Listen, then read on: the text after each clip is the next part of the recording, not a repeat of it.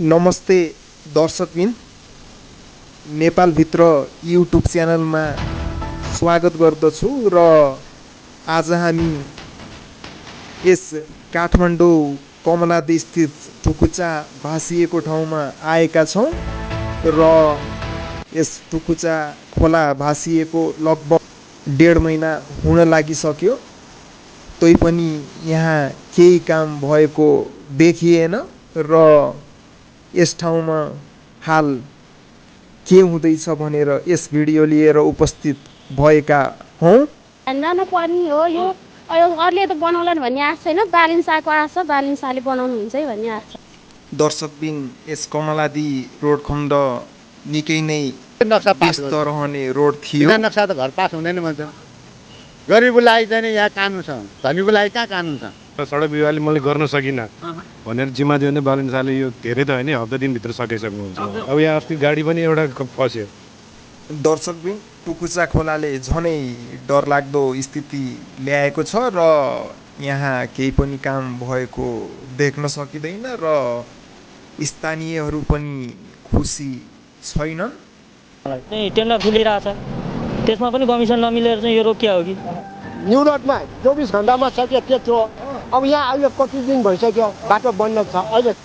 दर्शकबिन, काठमाडौँको new road र दरबार मार्गमा एक फुटपाथ विस्तारको काम धमाधम भइरहेको छ भने यहाँको काम हजुरहरू देखिहाल्नु भयो। ढाकै भयो नि त, यो त लुटानी भयो नि। अनि टुकुचा माथि घर बनाउँछ, सबै आएका छन् नेताहरू जम्मै खाने। यसलाई चाहिँ हामीले कसरी समाधान गर्ने भनेर अब जनता आफै लाग्ने हो कि सरकार लाग्ने हो, त्यसमा चाहिँ विचार गर्नुपर्ने भन्नै पर्ने। यहाँ यत्रो मान्छेहरूले यहाँ जहिले पनि युट्युब हेरिरहेछ, जम्मै भनिरहेछन् के गर्नुपर्छ भनेर, होइन? दर्शकबिन, हामी आशा गरौँ कि यस कमलादी टुकुचा खोलाको काम चाँडोभन्दा चाँडो सम्पन्न होस् र सर्वसाधारण तथा सवारीहरूले आवत जावत गर्नलाई धेरै सजिलो होस्।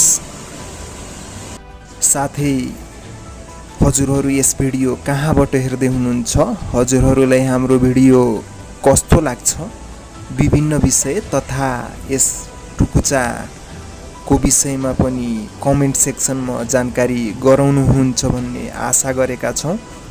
साथै हामीलाई लाइक, सेयर अनि सब्सक्राइब गरिदिनुहोला, जसले गर्दा नयाँ नयाँ भिडियो बनाउन हामीलाई हौसला मिल्ने गर्दछ। यस भिडियो पुरा हेर्न अनुरोध गर्दछु र भिडियो हेर्नुभएकोमा हजुरहरूलाई धेरै धेरै धन्यवाद।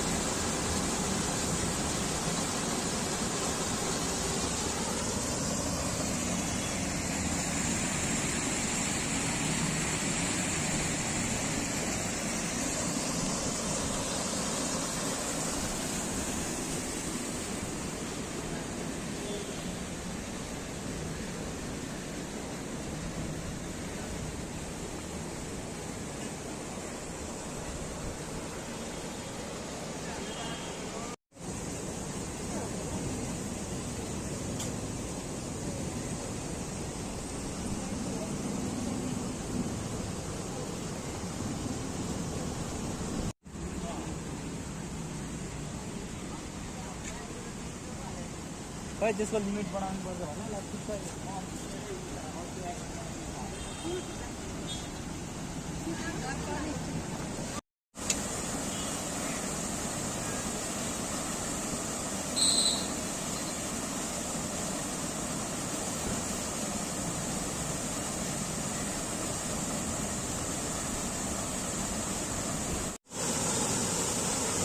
पुरा